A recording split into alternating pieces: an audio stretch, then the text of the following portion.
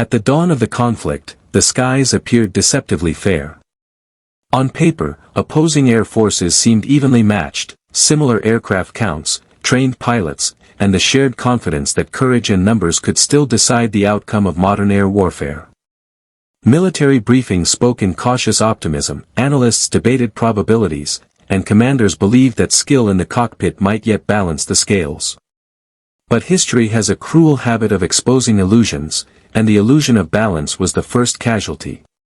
For decades, air combat had been romanticized as a duel, two pilots locking eyes across the sky, maneuvering, outturning, outflying one another until one emerged victorious. This belief lingered even as technology quietly rewrote the rules. Many still planned for wars that resembled the past, unaware that the future had already arrived, riding on digital radar screens and guided by invisible data streams. The F-16 Falcon was not designed to fight fair. Born from the hard lessons of Vietnam, it represented a complete philosophical shift in air combat. Engineers, tacticians, and pilots collaborated to create a machine that would see first, decide first, and strike first. It was lightweight but lethal, agile yet unforgiving, and above all, connected to radar networks, command centers, and other aircraft in ways older platforms could never match. Across the horizon stood aircraft that had once been respected workhorses. They were reliable, rugged, and flown by pilots who believed deeply in their machines. These crews trusted their instincts, their training, and their courage. What they could not see was the widening gap, not in bravery, but in awareness. While one side relied on human eyes and analog instruments, the other saw the battlefield as a living map, alive with targets, vectors, and threats. Before the first missile was armed, the battle had already tilted. Falcons patrolled higher, faster, and farther, guided by ground controllers. The F-16 Falcon was not born from ambition alone. It was born from failure, frustration, and the bitter lessons learned in the skies of Vietnam. There, American pilots had discovered an uncomfortable truth: speed and raw power meant little without visibility, agility, and the ability to react faster than the enemy. Heavy, complex fighters had struggled against smaller, more nimble opponents. Dogfights were lost not because pilots lacked courage, but because the machines they flew were no longer suited for the realities of air combat. In the early 1970s, a quiet rebellion took shape inside the world of military aviation. A group of engineers, analysts, and fighter pilots began pushing an almost heretical idea, that the next great fighter should be simple, lightweight, and brutally efficient. This philosophy became known as the energy maneuverability concept, and it would shape every rivet, wire, and line of code inside what would become the F-16. Unlike its predecessors, the Falcon was built around the pilot. Its bubble canopy offered unmatched visibility, eliminating blind spots that had plagued earlier aircraft. The seat was reclined to help pilots withstand extreme G-forces, allowing them to remain conscious and combat effective during violent maneuvers. At its heart was a revolutionary fly-by-wire system, a computer-controlled flight architecture that made the aircraft aerodynamically unstable by design, yet impossibly agile in practice. This instability was not a flaw. It was the Falcon's greatest weapon. Computers made thousands of micro-adjustments every second, enabling turns and responses no human hand could achieve alone. The aircraft felt alive, responsive, sharp, and unforgiving. In combat, this meant the F-16 could bleed speed, regain energy, and reposition faster than nearly anything else in the sky. But agility was only one piece of the puzzle. The true power of the Falcon lay in how it perceived the battlefield. Advanced pulse Doppler radar transformed empty skies into a layered digital environment. Targets could be detected, tracked, and prioritized long before visual contact. Enemy aircraft were no longer shapes against clouds, they were data points, moving predictably across glowing screens. Weapons integration elevated this awareness into dominance. Beyond visual range, missiles extended the Falcon's reach far beyond what older aircraft could counter. Within visual range, high off-bore sight missiles and an internal cannon ensured lethality at knife fight distances. Every system spoke to every other system, feeding the pilot a constant stream of actionable information. Training completed the equation. Falcon pilots were drilled relentlessly, flying more hours, rehearsing more scenarios, and learning to fight as part of a network rather than as lone warriors. They were taught to trust their sensors, their wingmen, and their command structure. Engagements were planned, rehearsed, and refined long before a real enemy ever appeared on radar. By the time the F-16 entered operational service, it was already more than a fighter. It was a doctrine made metal, a philosophy that prioritized awareness over instinct, precision over bravado, and coordination over individual heroics. It was designed not just to survive modern air combat, but to dominate it. To those facing it from older cockpits, the Falcon appeared almost unfair. It did not announce itself with roaring passes or visual challenges. It hunted silently, efficiently, and decisively. It did not need to prove itself in dramatic dogfights, because it aimed to end battles before they ever reached that stage. The birth of the Falcon marked a turning point in aviation history. The sky was no longer a place where equals met by chance.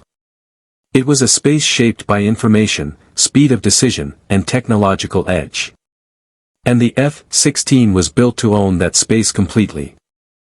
They were never cowards. That truth must be understood before history passes judgment.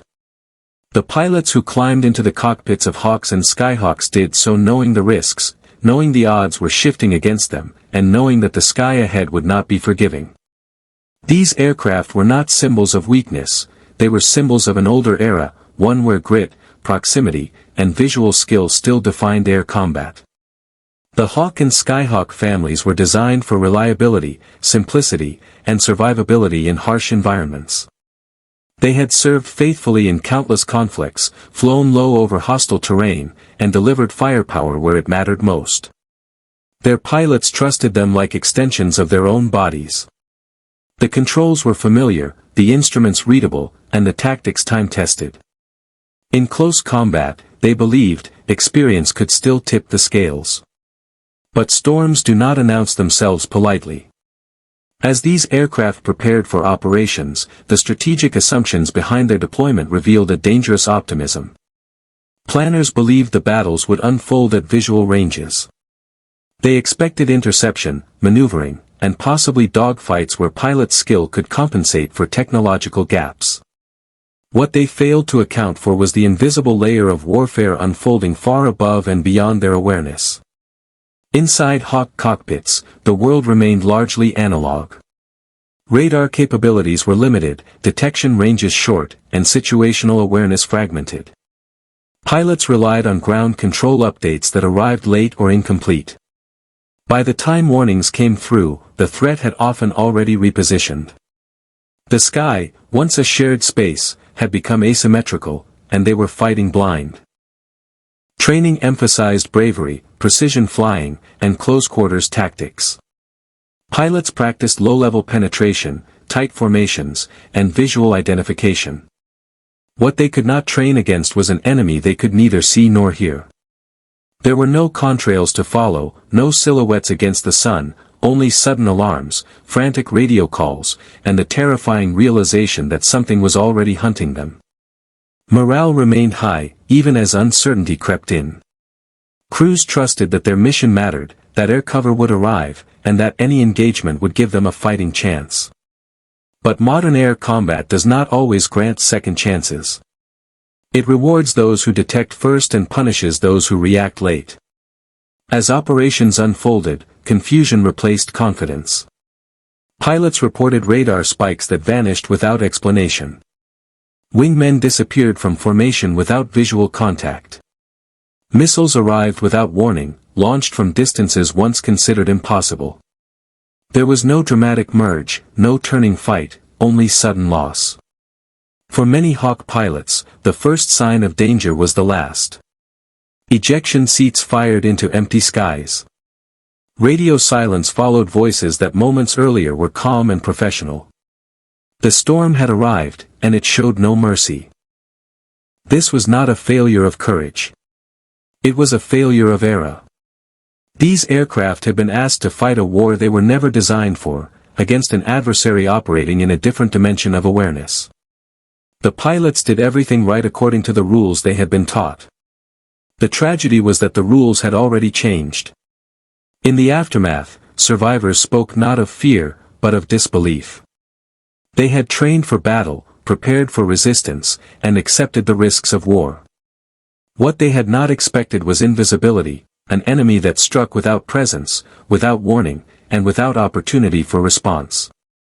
The Hawks entered the storm believing the sky would test them. Instead, it judged them. And in that judgment, the limits of legacy systems were written in fire, silence, and falling wreckage. The first shots of the battle were never seen. There was no visual warning, no sudden appearance of enemy aircraft cutting across the sun. Instead, the engagement began silently, unfolding across radar scopes and command screens far from the pilots who would pay its price. In modern air warfare, the moment of contact is no longer defined by sight, it is defined by detection. High above the clouds, F-16 Falcons moved with deliberate precision. They were not reacting, they were executing. Guided by airborne early warning systems and ground-based controllers, each Falcon already knew where the enemy was, how fast they were flying, and which direction they would turn next. The sky, once vast and uncertain, had been reduced to a controlled grid of information. Inside Falcon cockpits, the battle unfolded as data. Symbols appeared on screens, threat rings closed, and targeting solutions matured. Pilots spoke calmly, their voices measured and professional. Every action followed doctrine rehearsed hundreds of times in simulators and live exercises. There was no rush, no panic, only timing. Below them, Hawk formations continued their missions unaware that the fight had already begun. The air felt normal. Radios were quiet. The horizon showed nothing unusual. For a brief moment, it seemed that the optimistic predictions of planners might hold true, that contact would come visually, that maneuvering space would exist. Then the warnings began. Radar alert tones pierced cockpits without explanation. Pilots scanned the sky, searching for shapes that were not there. Ground control attempted updates, but the information lagged behind reality. By the time the threat was identified, the Falcons were already in position. Missiles left their rails without spectacle. They accelerated beyond the speed of sound, guided not by chance but by precise calculations. For Hawk pilots, the first indication of attack was chaos, alarms, shouted calls, sudden evasive maneuvers. There was no clear enemy to engage, no direction to charge toward. Explosions tore through formations. Aircraft vanished from radar and radio in seconds. Wingmen called out names that would never answer. Attempts to regroup only made remaining aircraft more visible, more predictable. Every defensive turn was anticipated. Every escape route already covered. The Falcons pressed their advantage mercilessly. After each engagement, they repositioned, climbed, and reset. Fuel states were monitored. Weapons inventories updated. This was not a dogfight. It was a systematic dismantling of an opposing force that could neither see nor reach its attacker. Some Hawks attempted to descend, hoping terrain might offer protection. Others scattered, believing separation might break the enemy's targeting logic. It did not. The Falcons adapted instantly, their sensors feeding continuous updates. What looked like desperation below appeared as opportunity above. In rare moments, Hawk pilots caught fleeting glimpses of their adversaries, distant shapes high against the sun, already turning away.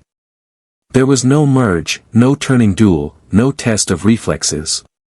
The engagement existed almost entirely beyond human senses. As losses mounted, command channels filled with confusion. Orders changed mid-flight. Missions were aborted. Survivors were told to disengage, to escape if possible.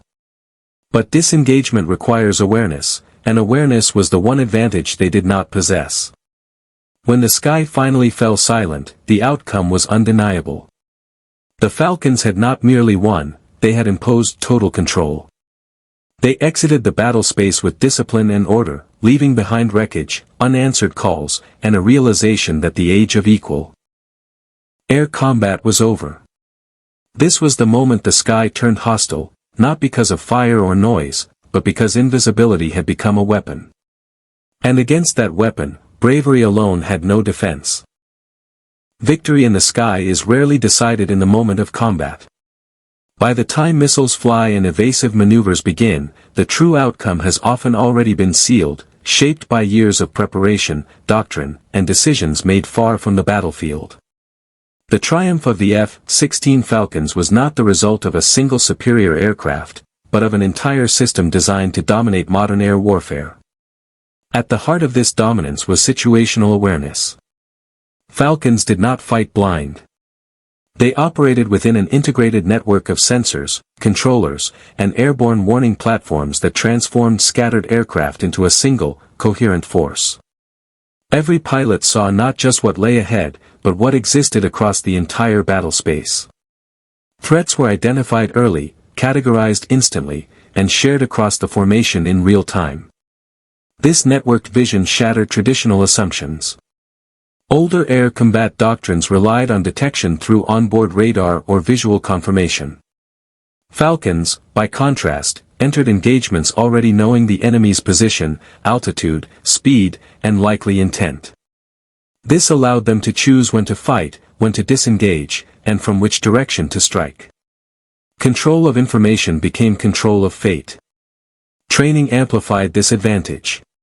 Falcon pilots flew more hours, faced more complex scenarios, and rehearsed engagements repeatedly under simulated combat stress. They were taught not merely how to fly, but how to think, how to interpret data, prioritize targets, and trust their systems even when instinct urged otherwise. Decision-making became faster, calmer, and more lethal. Doctrine reinforced discipline. Falcons did not chase glory or individual kills. They fought as elements and packages, supporting one another through layered tactics. One aircraft engaged while another covered. One launched while another monitored escape routes. No move was isolated. Every action fed into a larger design. Weapons integration turned opportunity into certainty. Beyond visual range, missiles extended the Falcons' reach far beyond what opposing aircraft could challenge.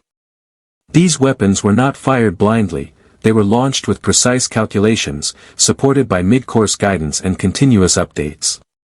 Even when targets attempted evasive maneuvers, the system adapted faster than human reaction could allow. Equally important was restraint. Falcons disengaged when doctrine demanded it. They did not linger unnecessarily, nor did they press into unknown threats. Fuel management, altitude control, and timing were treated as weapons in their own right.